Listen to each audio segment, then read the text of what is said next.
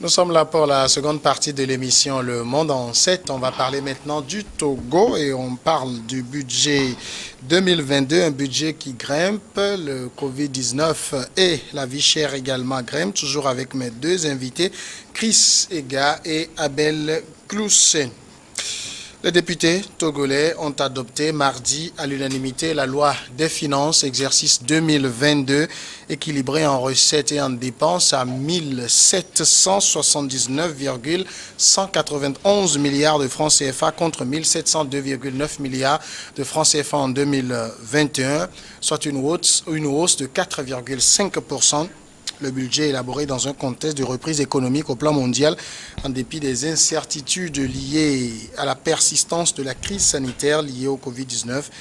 Et ce budget prend en compte les objectifs de développement durable traduits dans les programmes et actions budgétaires en lien avec la feuille de route gouvernementale 2020-2025.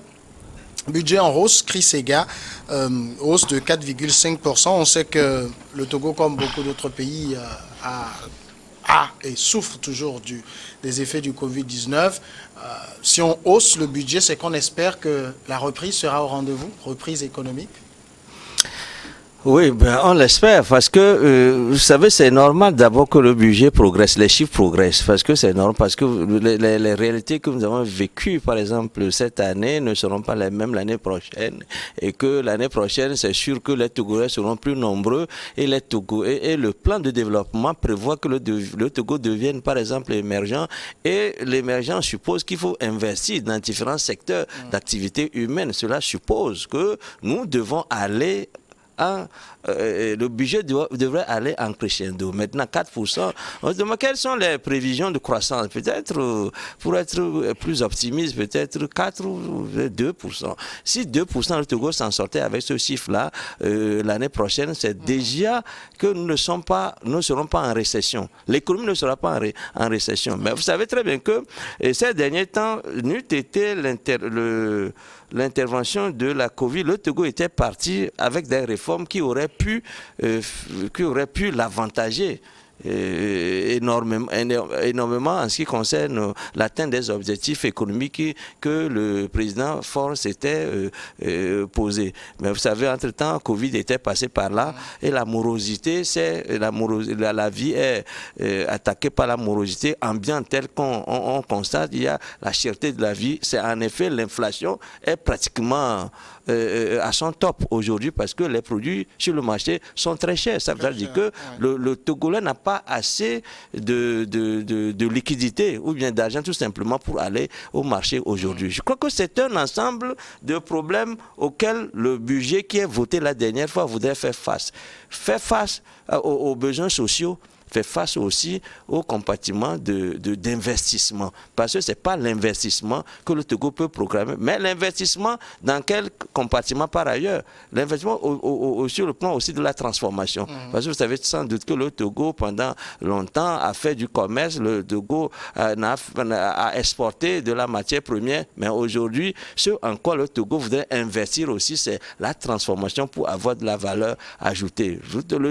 Les défis sont énormes. Et dire que le budget a progressé de 4%, je crois que c'est le minimum qu'on espère. Mais de toute façon, avec ça, on est légèrement bien parti pour que l'économie retrouve du souffle. D'accord. Abel Kossé, vous pensez que c'est un budget réaliste? Non, je n'ai pas tout simplement les moyens de juger de la sincérité de ce budget. Mais connaissant un peu une partie des technocrates qui s'en ont occupé, je présume que c'est un budget réaliste, c'est un budget sincère. Alors, cela dit, je rejoins Chris sur le fait que, en principe, d'année en année, le budget ou la loi rectificative qui porte le budget doit connaître en termes d'expression chiffrée une augmentation. Dans la mesure où un budget, c'est à la fois les recettes et les dépenses. Et chaque année, il y a de nouvelles dépenses qui se créent ou qui voient le jour. Cela est vrai pour une personne, cela est vrai pour une famille, c'est d'autant plus vrai pour un État.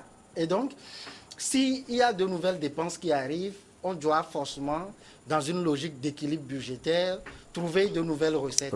Et c'est ce qui amène, c'est ce jeu-là qui amène à ce que d'année en année, on constate, sauf exception, sauf force majeure qui a un fort impact, on constate que le budget augmente. Alors, sur le cas togolais, moi, il y a certaines choses qui ont retenu mon attention. Et d'abord, c'est la résilience de l'économie togolaise. Oui. Cela se justifie, d'une part, par le fait que les premières autorités ont pris véritablement des mesures idoines, ou certaines mesures idoines, pour pouvoir juguler les effets de Covid-19 sur les populations. Et quand on en parle, il y a un cas qui nous vient tout de suite en tête et qui a été relayé même par certains prix Nobel. C'est le cas des paiements mobiles qu'on a eu à distribuer aux gens. Les transferts monétaires. Les transferts monétaires, le nom m'échappe un peu. Et donc, il y a eu ça. Il y a eu Novici, voilà. Il y a eu Novici et il y a eu d'autres accompagnements que l'État a eu à faire aux structures et qui ont été plus ou moins médiatisés. C'est la première chose que j'ai vue. La seconde chose également, c'est que ce qui a un peu favorisé certains États africains, c'est le fait que nous ayons malheureusement on peut dire dans ce contexte, heureusement, une économie fortement informelle. Ce qui fait que on n'arrive pas à mesurer l'impact réel de cette pandémie sur nos économies. Parce que pour pouvoir le faire, il faut disposer des statistiques, il faut disposer des données, il faut avoir tout et de façon fiable pour pouvoir le faire. On ne les a pas et ce n'est pas ce que je dis, n'est pas vrai qu'au Togo, c'est vrai dans plusieurs pays de l'Afrique noire, et francophone comme anglophone, et donc il n'y a pas ça. Alors, l'autre chose que j'ai remarqué, pour revenir plus spécifiquement à cette Torah-là, c'est que les autorités togolaises ont exprimé leur volonté de promouvoir certains secteurs, et notamment celui de l'informatique. Et il y a certains produits informatiques qui ont été totalement exonérés de la TVA, les fameux 18%. Et donc, ça manifeste une volonté de promouvoir l'acquisition ou pour ne pas dire l'importation de ces produits-là dans les ménages. Parce qu'aujourd'hui, rien ne peut plus se faire sans ces outils. Et donc, on a vu ce virage-là qui est à saluer, qui est même à encourager. Parce que ce que plusieurs ignorent, c'est que la loi rectificative porte un budget, et le budget, c'est l'expression chiffrée de la politique. Bien sûr, la politique de l'État, cela s'entend par la politique du chef de l'État et de son gouvernement. Et donc, il y a un certain nombre de choses qu'on peut remarquer au sein de cette loi de finances qui sont véritablement à saluer. Alors, Chris Sega, on a eu pour 2021 une croissance, selon le ministre Sani Yaya, qui est estimée à 5,3% contre 1,8% en 2020. Si on a un budget qui est en hausse, même si la hausse se justifie par tout ce que vous avez expliqué, on peut se dire aussi que c'est parce qu'on table sur une croissance plus importante que celle de 2021. Une croissance plus importante sans doute, parce que la croissance, je crois, sera, selon mes informations, autour de 4%. Autour de 4%. 2021, parce que vous savez... Je parle de 5,3%. Ouais, vous savez, lorsque vous donnez ces chiffres-là, et que je ne sais pas si après les choses seront étudiées dans les détails, mais vous avez l'impact de coronavirus qui n'a pas favorisé la croissance cette année. Or, le Togo, avec le plan de développement qui s'était fixé, tablait sur 6%. Et je crois qu'il n'y a que peut-être 1% de déficit. Si tel est le cas réellement, et je crois qu'il y a eu un effort qu'il convient de saluer. Mais la morosité due à la Covid, à l'époque de Covid que nous traversons, fait qu'aujourd'hui, il se sera vraiment très optimiste qu'on dise que le budget va être, on va connaître une croissance de 5%. de 4%, parce que les projections, on ne sait pas quand Covid, là, ça, on en finira avec. Et puis, nous sommes maintenant dans une situation où il y a reprise même des contaminations. Et puis, ce qu'il faut dire, c'est que lorsque vous prenez, par exemple, le transport à l'international, aujourd'hui, ce transport-là a connu le coût du transport a renchéri à l'international. Ce qui fait que le Togo étant un pays qui importe beaucoup, parce que à ce niveau, il y a un déséquilibre entre l'importation et l'exportation. Le Togo exporte pour le moment très peu, peut-être un peu vers les pays de la sous-région, mais pratiquement rien, pas grand-chose vers... très déficitaire. Et maintenant, puisque le Togo importe beaucoup et que le prix du transport a renchéri à l'international, vous allez constater que ça agit sur les produits importés. Et sur le marché, vous constatez qu'il y a un bondissement des prix. C'est parfois jusqu'à 100%, jusqu'à plus de 100%. Il a dit dans son discours à la nation le jeudi, il a même promis que des mesures vont être prises. Oui, les mesures vont être prises. Or, si les mesures sont prises, là, suppose qu'il faut revoir, par exemple, les frais de douane, etc. Ce qui fait que les caisses de l'État vont souffrir de ce manque-là. Parce que pour qu'il y ait une répercussion de diminution de la douane, à la douane, pour que le pays, les produits dans la corbeille de la ménagère soient achetables, cela suppose qu'il faut faire des sacrifices quelque part. Or, ces sacrifices-là, déjà, n'arrangent pas l'État togolais. Vous voyez un peu. Lorsque vous faites ces projections-là, on n'est pas très optimiste, mais quoi qu'il faut rassurer le peuple et dire le pays va mieux. Ce qu'on espère, c'est que le pays va mieux. Mais actuellement, la situation que nous vivons sur les marchés n'est pas de nature à dire qu'on va avoir une croissance meilleure que celle qu'on a connue dernièrement. Parce que les marchés à l'international, avec tout ce que le Togo traverse, le Togo qui n'exporte pas beaucoup, qui importe beaucoup, et les prix sur le marché continuent de s'enflammer. Je crois que sur ce plan-là, il faut être plutôt modeste. Mais si le ministre Yaya le dit, on espère que ça va se réaliser. Mais les indicateurs au niveau du micro, mais au niveau du macro, il est vrai que le Togo fait des efforts. Peut-être que ces efforts-là, pour que cela soit senti dans la corbeille du ménagère, c'est peut-être encore 3-4 ans, parce qu'il y a des réformes qui sont faites aujourd'hui, des réformes qui sont douloureuses. Mais vous savez aussi que l'impôt, on va peut-être avoir cette année l'impôt sur les taxes d'habitation. Voilà, vous comprenez que nous avons... sur le financement même de ce budget tout à l'heure. Ça sera difficile. Abel Kossé, vous savez qu'on a toujours fait des discours très élogieux, je parle des autorités, autour des budgets adoptés, mais on revient vers la fin d'année pour des collectifs budgétaires. Oui, ce n'est pas une pratique anormale. D'abord, le budget, c'est une prévision. Et sauf à être dans le secret des dieux, on ne peut pas prévoir tout ce qui se passe, tout ce qui peut se passer en un an.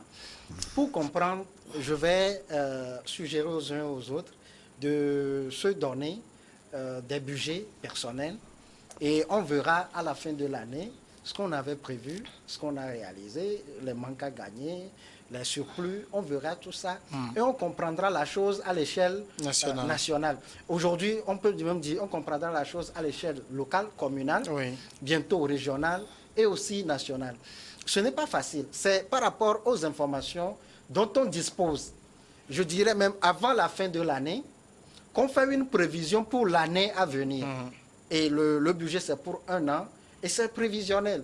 Il va de soi que par rapport au déroulement des événements, il va de soi également que dépendant fortement de l'environnement externe et qu'il y a des chocs qui peuvent arriver, le choc pétrolier qui fait augmenter tout, à un moment donné de l'année, on puisse procéder à des collectifs budgétaires pour rendre le nouveau budget beaucoup plus sincère, beaucoup plus réaliste par rapport aux événements qui ont survenu. Et cela ne se passe pas toujours négativement, c'est-à-dire que ce ne sont pas toujours des baisses, Mais parfois, on revoit le budget à la hausse aussi, parce qu'on n'avait pas prévu des choses, mais voilà que c'est arrivé, les privatisations par ici, la découverte d'un gisement par là, et que ça a Dans le commencé cas du Togo, l'exploitation. Voilà. les révisions à la hausse, c'est pas courant dans le cas du Togo. Oui, mais la dernière révision, il me semble que c'était à la hausse. La dernière révision, c'était à la hausse. Et donc, non, c'est vrai que ce n'est pas courant, mais ça arrive quand même. Et ce n'est pas qu'au Togo, ça se passe un peu partout comme ça. Parce qu'un budget, même s'il faut être réaliste, il faut être sincère, il va falloir quand même voir grand. Oui. Il faut viser la lune, à défaut, on tombe dans les étoiles. Du moment où les prévisions sont sincères, au moment où on les adopte, pour moi, il n'y a pas de problème. Et c'est même pour ça que la loi a prévu des mécanismes pour pouvoir adapter le budget au cours de l'année aux nouvelles réalités. Alors maintenant, l'épineuse question. Budget en hausse, on salue tout cela, plus de 1770 milliards. Comment on finance? Parce que le ministre a parlé de l'élargissement de l'assiette fiscale, le renforcement des mesures de contrôle et de lutte contre la fraude et l'évasion fiscale, la simplification des procédures fiscales. Vous avez commencé par l'évoquer. Il y a une taxe qui risque de s'abattre à nouveau sur les Togolais. Le président parle de vie chère, mais il ne parle pas aussi de toutes les taxes sous lesquelles croulent les Togolais. Et la taxe d'habitation risque de s'y ajouter également. Bon, je crois que pour les budgets, je prends mon frère à témoin, les budgets au niveau des collectivités locales, au niveau des communes, on commence déjà à penser sérieusement à la taxe d'habitation. Parce que vous savez, au niveau des communes, les ressources dans certaines communes sont si rares que le budget, les budgets qui sont faits, finalement, sont des budgets si déséquilibrés, si irréalistes, que c'est chemin faisant que maintenant les maires et les conseillers se rendent compte que, ben voilà, il faut pas être d'un optimisme pour voir la chose. Mais la taxe d'habitation dont on parle, je crois que ça existe dans les lois depuis près de 10 ans, je crois. Mais on n'a jamais pu mettre en œuvre cette taxe-là, justement, parce que les circonstances ne s'y prêtent pas. Mais aujourd'hui, l'État est confronté à une tension financière. Il faut qu'on finance les dépenses sociales. Mais maintenant, ce que moi je préconise là, c'est que peut-être que la taxe d'habitation va viser d'abord ceux qui ont des domaines, qui ont des immeubles, ce n'est pas forcément des immeubles d'habitation. Lorsque vous traversez Lomé aujourd'hui, vous vous rendez compte que les gens construisent, parfois ils ne savent même pas quoi en faire. Les gens construisent en hauteur. Mais en hauteur, vous ne trouvez pratiquement personne. C'est des locaux, des lieux qui dorment, personne ne les yeux. En France, c'est comme ça que ça se passe. Lorsque vous avez l'argent en banque que vous ne dépensez pas, vous payez plus que ce que si l'argent-là était dans le circuit, dans un circuit comme est en activité. C'est peut-être là où le gouvernement veut aller. Ceux qui immobilisent... on parle par exemple ici dans le contexte togolais, si je ne m'abuse, on parle d'indexer la taxe d'habitation aux factures d'électricité. Oui, mais c'est des prévisions. Oui. Mais est-ce que cela est faisable? Si ce n'est pas faisable, qu'est-ce qu'on peut faire? Ce qu'on peut faire, peut-être en attendant, parce que n'oubliez pas que comme taxe, nous avons déjà connu récemment l'augmentation des taxes au niveau des péages, création même de nouveaux péages, etc. Et puis les populations étaient aux abois par rapport à ça, parce que justement, au même moment qu'on aide les populations à s'en sortir en créant ces transferts monétaires qui soulagent les couches les plus vulnérables, on procède à l'augmentation des taxes de péage. Et on crée d'autres péages, etc. Je crois que la chose a été décrite en son temps, mais ça fait son chemin quand même. Mais je crois qu'il ne faut pas qu'on donne avec la main droite et on reprend par la main gauche. Ce qui est conseillé en ce qui concerne les taxes d'habitation, c'est que ceux qui ont des propriétés énormes soient imposés. Parce que c'est de l'argent qu'ils ont immobilisé. Oui. L'argent là peut être mis en circulation, créer des services ou bien créer des structures qui font de la transformation qui exportent et qui amènent de l'argent frais à l'intérieur du pays. Mais le Togo, vous constatez que ce à quoi nous sommes accros généralement, c'est la création des services. Et cela suppose qu'il faut trouver de l'argent quelque part pour venir acheter chez vous. Vous ne faites pas entrer de l'argent. Ce n'est pas l'exportation qu'un pays s'enrichit. Ce que nous ne faisons pas ici. Et je dis, pour la taxe d'habitation, ceux qui doivent être imposés d'entrée, c'est ceux qui ont immobilisé des capitaux et ces capitaux qui ne circulent pas. Ces capitaux qui ne sont pas dans les banques, on préfère construire, on préfère acheter des terrains qu'on laisse. La même personne achète par exemple 10 lots, à la périphérie, achète des centaines d'hectares à l'intérieur. Je crois qu'il faut, il faut pas dissuader ceux qui sont en train de faire ces genres de placements parce qu'il estime que quand le Togo va arriver à Davier, ceux qu'ils ont laissé comme 20 lots, 40 lots, 100 lots, là, ils vont procéder à la vente. Mais avant que la ville n'arrive là, c'est une immobilisation qu'il faut imposer. Et ces gens d'immobilisation se retrouvent aussi en ville avec les immeubles énormes que nous avons qui ne servent pratiquement pas à grand-chose, qui embellissent la ville, mais il faut que ces gens-là, qui ont un peu plus que les autres, commencent à s'en décharger pour nourrir les couches les plus vulnérables. Je crois que la taxe d'habitation commencera plutôt par là que l'imposition des petites habitations qui ont de la peine à joindre les deux bouts. Le financement du budget. Je comprends totalement Chris, mais s'il le permet, avec tout le respect que je lui dois, il comprendra aussi. Et il ne parle pas des mêmes choses. Il y a la taxe d'habitation qui est différente de la taxe sur les propriétés bâties, qui est différent de la taxe sur les propriétés non bâties. Oui. Alors, celui qui fait de la surenchère foncière, celui qui achète les terrains et les sadaviers, il n'aura pas à payer une taxe d'habitation, mais il aura à payer une taxe sur les propriétés non bâties. Oui, oui. Donc, celui-là qui a construit une grosse maison, ce n'est pas un délit. Il ne faut pas être contre les riches. Un État se construit aussi autour de la richesse et de ses riches. Donc celui-là qui construit une grosse maison, lui, il va payer aussi une taxe d'habitation, mais il payera aussi une taxe sur les propriétés bâties. Il y a une grande différence entre les deux. Alors, la différence même, c'est au niveau de la clé de répartition. Quand vous prenez les taxes d'habitation, et Chris l'a dit, ça existait depuis. Mais si on peinait à mettre ça en œuvre, c'est parce que les principaux bénéficiaires, on va dire même que les principales bénéficiaires, je le dis exprès, n'étaient pas là, les collectivités territoriales. Et donc, c'est vrai qu'on ne va pas dire que les collectivités ou les communes n'ont existé qu'à partir de 2019 au Togo, mais n'avaient pas cette légitimité politique et législative là, au fond, pour pouvoir prélever certaines taxes. La situation, elle est à la fois compliquée pour les personnes publiques, c'est-à-dire l'État et ses démembrements, les collectivités de tout, et compliquée pour les citoyens.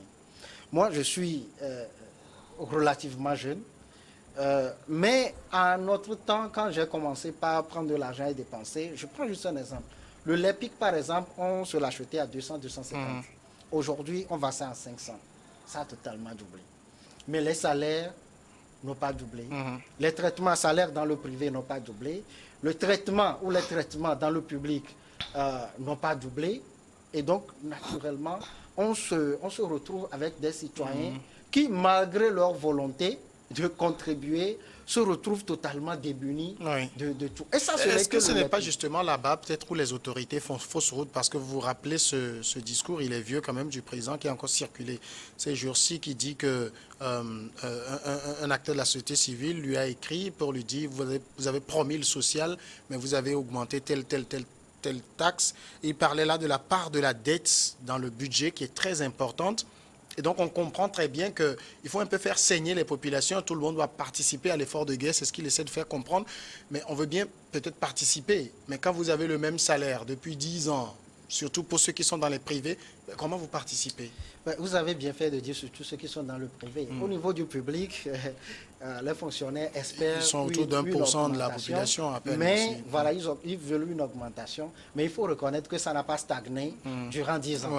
Par contre, on ne dira pas la même chose dans les privés, où là, des gens arrivent même à payer en deçà du SMIC, ce qui est totalement à condamner, ce qui est à la rigueur inhumain, même si je comprends aussi ces entrepreneurs. Alors, je comprends le chef de l'État. Vous savez, un État n'a pas de l'argent propre. Un État n'est pas en principe un commerçant. Oui. Un État ne fabrique pas de l'argent. L'une des principales sources de l'État, ou des recettes de l'État, ce sont les impositions. Mais on le sait aussi, trop d'impôts tue l'impôt. C'est-à-dire que quand c'est arrivé à un moment donné où les populations n'arrivent plus à payer les impôts directs, indirects, ça généralement ça passe parce qu'on paie sans le savoir. Oui. La TVA par exemple, au niveau des jeux de hasard, tout ça, on les paie sans le savoir. Mais au niveau des impôts directs, ça devient beaucoup plus compliqué, surtout que nous sommes dans un régime de déclaration. C'est-à-dire c'est vous-même qui arrivez au niveau de l'administration fiscale pour dire, voilà, j'ai fait tel. Et soit vous-même vous calculez, vous arrivez, ou on vous calcule l'impôt à payer, ou on vous exonère, et ça aussi les gens le savent, vous avez connu... votre bilan est négatif, Oui. à telle enseigne que vous ne pouvez rien payer, ou vous ne pouvez pas payer, on peut également vous dispenser de ça. Mais il faut reconnaître qu'aujourd'hui, la situation est tellement compliquée. Tout monte, pas seulement au Togo, c'est là où ça devient compliqué. Oui. C'est le cas aussi dans presque toute la sous-région. Tout monte. En Europe, en France, on suit le mouvement également là-bas. On voit comment les choses ont monté, le prix du gaz, le prix du pétrole et tout. Donc c'est une tendance générale. Mais de la même manière que nos gouvernements ont eu l'ingénierie nécessaire pour faire face aux répercussions de Covid sur les finances, je pense qu'ils pouvaient également, ou les autorités pouvaient également trouver des voies et moyens pour permettre aux citoyens togolais de joindre les deux bouts malgré cette situation qui est difficile. Et je m'en vais chuter en disant que peut-être ça a commencé, il faut voir peut-être ça dans l'annonce faite par le chef de l'État, le vrai faux 13e mois pour les uns, 14e mois pour les autres. Ça ne suffira pas. Ça ne concerne qu'à peine 1%.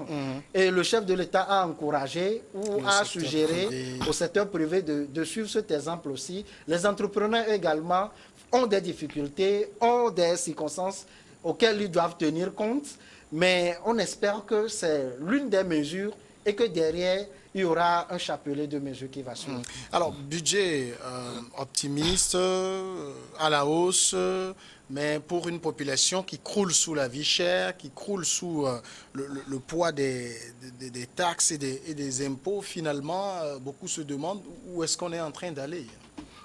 Ben, vous savez, j'aurais bien aimé que vous nous avanciez quelques chiffres pour étayer cette déclaration. Parce que ce qui manque le plus dans nos pays, c'est généralement la disponibilité des chiffres, l'indisponibilité des chiffres.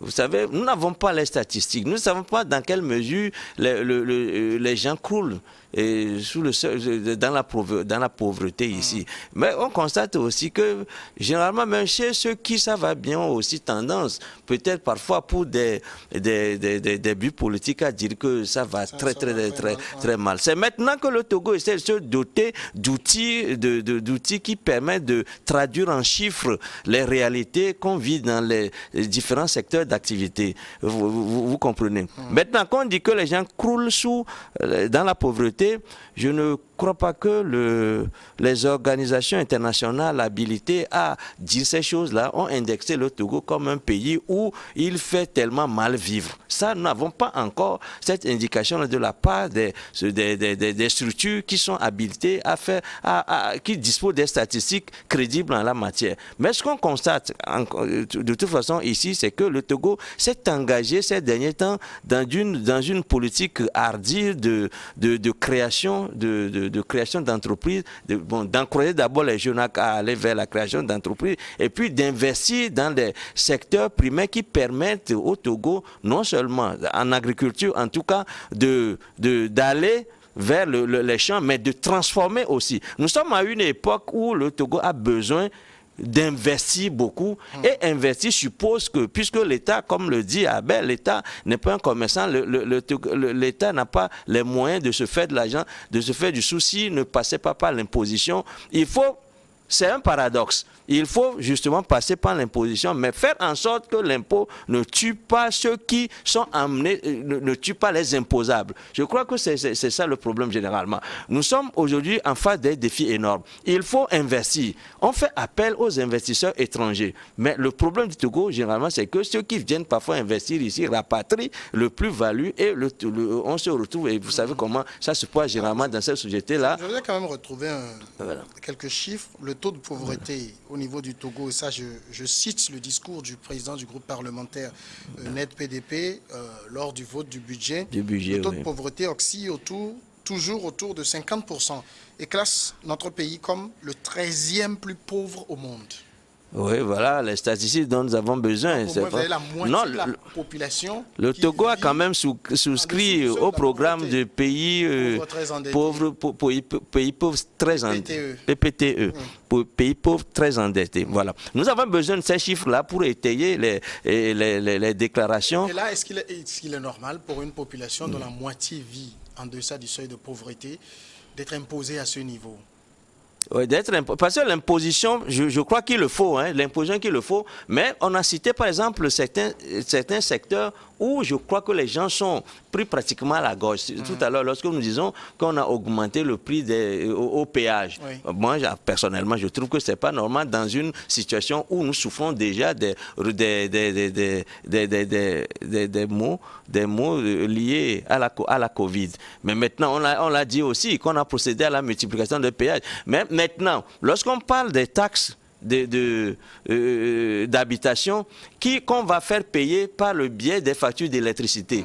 Moi, je disais que je m'oppose un peu à ça parce que j'estime que c'est le petit peuple qui en sera affecté parce que lorsque vous prenez Lomé, les constructions de fortune sont plutôt nombreuses. Et puis les gens qui ont essayé quand même de se connecter à l'électricité. On ne va pas dire aujourd'hui qu'on va utiliser ce moyen-là pour imposer les gens. Et c'est pour cela que je disais tout à l'heure qu'il vaudrait mieux aller vers ceux qui, visiblement, disposent un peu plus de moyens qui pouvaient contribuer à aider à soulager les plus pauvres. C'est en ce sens qu'on parlait des propriétés bâties et non bâties. Quand on parle par exemple de ceux qui disposent des lots, des centaines de lots, des centaines d'hectares, et ils continuent d'en acheter, privant du coup ceux qui ont les petits moyens de disposer de la terre au Togo. Il faut en parler. Ces gens-là méritent d'être imposés tout simplement. Et jusqu'ici, cela ne se fait pas. On n'a pas encore connaissance du fait que ceux qui ont immobilisé des sous, on les oblige à payer pour soulager les plus pauvres. C'est déjà un problème. Lorsqu'on laisse de côté ces types d'imposables, mais on va vers ceux qui déjà tirent le diable par la queue. Lorsqu'on va vers ceux qui, les 50% pauvres, et les obliger à payer, comme ceux qui, sur les routes, utilisent les émigrants, les motos, qui aujourd'hui payent. C'est de la même façon que l'imposition dont on parle va affecter davantage ceux qui croulent déjà dans la pauvreté. Le même président du groupe parlementaire NED-PDP le disait, le maintien des frais de péage, notamment pour les motos, donne aux couches défavorisées le sentiment d'acharnement. Il avance aussi dans son discours que l'inflation que vit actuellement le Togo, 4,1% de taux d'inflation face au phénomène de la vie chère, nos populations ont l'impression d'être abandonnées. Finalement, est-ce qu'il ne faudra pas que l'État, c'est vrai, le chef de l'État l'a promis hier, qu'on prenne des mesures vigoureuses pour lutter contre ce phénomène de vie chère, pour espérer que les gens puissent participer au financement du budget? Tout ça, je dirais, c'est la nature de l'être humain. Nous sommes toujours dans les contradictions. C'est-à-dire que nous voulons une économie de l'État régalien et nous voulons une pratique de l'État-providence. C'est difficile. Alors, l'État-providence, c'est cet État dans lequel on veut que l'État intervienne en partout, si ce n'est presque, y compris dans l'économie. On n'est plus avec la main noire d'Adam Smith qui régule tout. L'État doit intervenir. Et quand l'État doit intervenir un peu partout, c'est que l'État a besoin des moyens. On disait que le budget, ça s'équilibre en dépenses et en recettes. Cela crée des dépenses et il faut avoir des recettes en contrepartie. Alors, c'est ce qui fait que ces impositions-là, ces taxes-là, on les comprend. C'est normal. Il ne peut même en être autrement. Par contre, là où le bas blesse, c'est que la plus belle femme au monde ne peut donner que ce qu'elle a. À un moment donné, et comme l'a dit le président du groupe parlementaire du Net, les populations, certaines populations ressentent cela comme étant de l'acharnement. Et vous imaginez quand vous habitez, par exemple, à Akepe, ou vous êtes à Zanguera, par exemple, vous voulez aller au dispensaire d'Akepe, ou, bon, oui, prenons le cas du dispensaire d'Akepe. Vous faites l'aller-retour, ça vous coûte 1000 francs. Un frais de péage si vous êtes en véhicule. Si vous êtes en véhicule. Il y a aussi un autre phénomène que je trouve assez malsain. Dès qu'on met un péage, on ferme toutes les voies détournées. Est-ce que ça, c'est autorisé? Oui, c'est normal. Si on met un péage, c'est pas que... La voie qui est détournée, elle est plus longue. Chacun est libre de la prendre si elle le veut. Non, ça ne peut pas se passer comme ça. Ça vous oblige tout le monde à prendre le péage, finalement. Ça ne peut pas se passer comme ça. Je donne un exemple rapidement avant de lui laisser la parole. Quand vous prenez par exemple le péage qui est entre Adétikop et sur la route de Vaughan. Et vous, non, sur la route de Vaughan. Oui, sur le péage qui est à Akpomé. Akpomé, vous savez que les gros camions qui prennent du sable, à un moment donné, ils ont créé une voie de détournement et c'est des camions qui, en principe, sont dans des affaires, mais qui ne passent pas par le péage, qui passent justement par les voies détournées. Et ces voies-là, récemment, ont été toutes fermées. Et ce n'est pas normal que, par exemple, quand les motocyclistes peuvent passer par le péage, que ceux qui sont les exploitants de ces camions-là utilisent aussi les mêmes voies et évitent le péage. Je crois que quelque part, ce n'est pas normal. Il y a deux choses rapidement à trouver dans ça. La première chose, c'est qu'il y a des gens qui sont perfides, qui veulent toujours tricher. Et ça peut arriver que ces personnes-là veulent trouver des voies qui ne sont pas des voies sur lesquelles on peut retrouver des péages. Mais il y a également l'autre partie, c'est que ça peut être interprété comme un élément sociologique. Le fait que les populations trouvent que soit la taxe est trop ou elle est injuste. Et donc, il va falloir, et c'est aussi ça, quand on a des facultés, quand on a des écoles, il va falloir prendre des sociologues pour voir pourquoi est-ce que les populations préfèrent prendre des voies beaucoup plus longues et parfois plus dangereuses que la voie bitumée sur laquelle se trouve un péage. Personne ne veut payer des impôts. Hein? On n'a même pas besoin de faire une étude. Personne ne veut payer des impôts. Mais je vais relativiser. Parce qu'ailleurs, les gens sont contents de payer l'impôt. Oui, mais c'est toujours douloureux.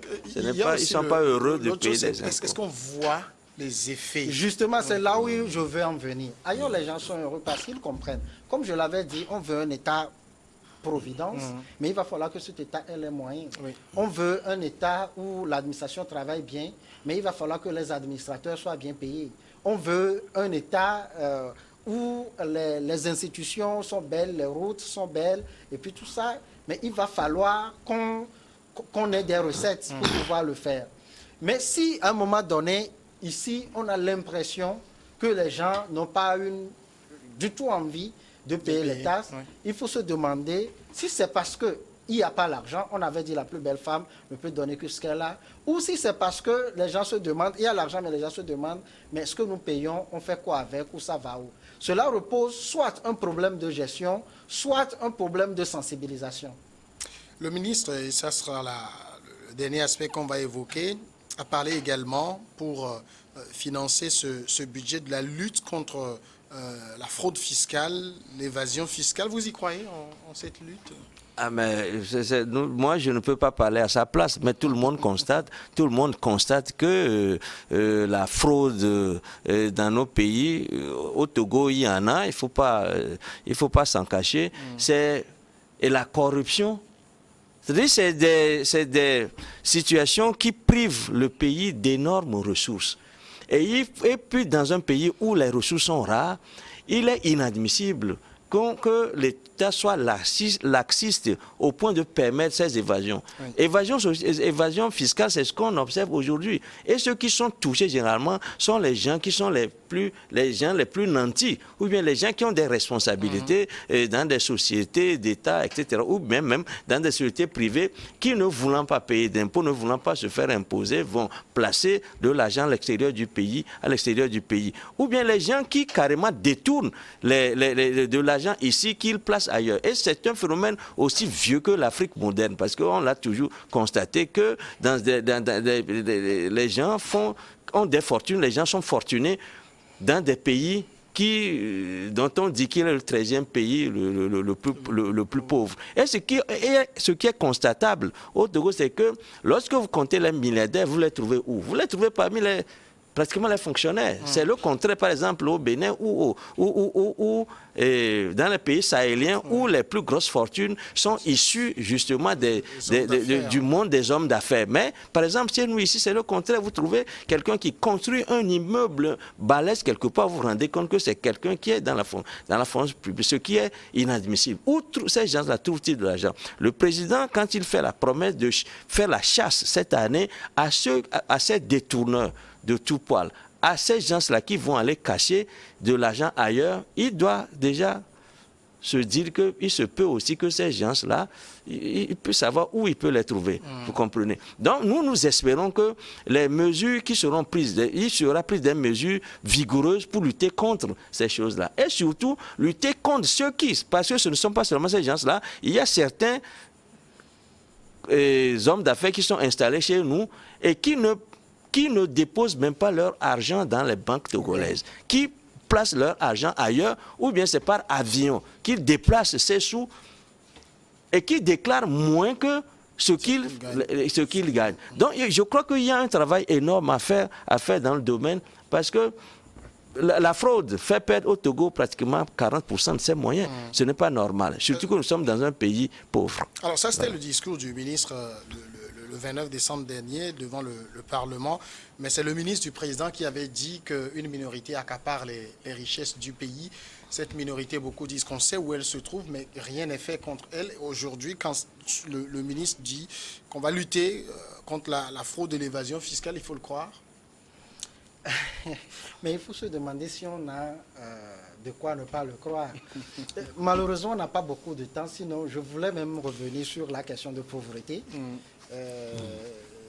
et dire, moi, je fais partie de ceux qui doutent des 50% avancés, même si il faut le reconnaître fort heureusement ou malheureusement plutôt, que dans les 5 régions, on ne situe pas la pauvreté au même niveau. On a l'impression que c'est décroissant. Mais parfois, la manière d'évaluer aussi la pauvreté est assez occidentale. Et donc, sur ce point, vous avez raison. Voilà, c'est ainsi, vous allez voir un agriculteur ou, disons, un éleveur à Dapaon ou dans un canton de la région des Savanes, qui a plutôt 5000 têtes de bétail et puis tout ça. Mais on peut le classer parmi les pauvres parce qu'il n'a pas telle somme à la banque, parce qu'il n'a pas telle somme à sa disposition. Vous verrez dans les plateaux des gens qui ont du champ ou des champs, mais parce qu'ils n'ont pas d'argent, on trouve que, bon, ils sont beaucoup plus pauvres que ceux qui sont à Lomé. Alors que ceux qui sont à Lomé, parfois, Dieu seul sait que ce n'est pas facile. Alors, pour revenir à ce que vous avez dit, ça m'a fait penser au Mali, notamment ces assises qui ont recommandé que la corruption et la délinquance financière soient des crimes imprescriptibles. Et donc, je pense que le Togo peut également aller dans ce sens si les autorités le jugent utile. Si on veut mettre fin aux corruptions, moi je dirais que c'est un vœu pieux, parce que partout il y a de la corruption. Je ne dirais pas la même chose des détournements. Partout il y a de la corruption, il y a plusieurs types de corruption. Mais je pense qu'on peut largement freiner le phénomène, et cela passe par des mesures fortes. Au niveau on identifie les corps, si ce sont des fonctionnaires. Pourquoi est-ce qu'ils s'adonnent à ça? Est-ce que c'est le traitement qui n'est pas bon? Si oui, on peut augmenter, voir, on a vu l'espérance OTR, et voir comment ça va se passer. On peut également passer par l'aspect pénal, parce que le droit pénal a un caractère dissuasif aussi. Et donc, quand on va punir 2 ou 3 personnes qui ont été reconnues coupables par des tribunaux des actes de corruption, je pense que cela peut dissuader d'autres personnes à s'adonner à